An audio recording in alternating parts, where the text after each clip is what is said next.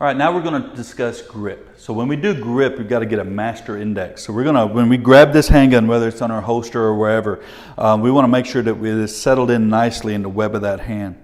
We want to make sure that that beaver tail is tucked in nicely in that web. The thumbs do nothing, they just get in the way, so kick that out of the way. We're going to take this hand, we're going to karate chop the bottom of the trigger guard with the index finger.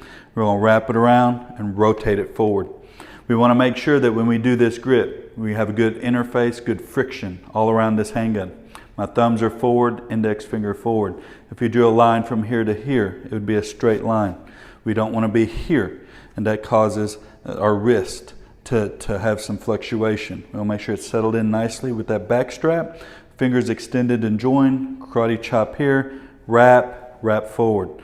Not only do we have to have a proper grip here, we have to lock out our wrists. Make sure those wrists are super strong. You don't want them flipping up. All right. Once we do this, if I let go of this hand, I'm still contact with the firearm. So make sure it's wrapped up nicely. You got a tight grip.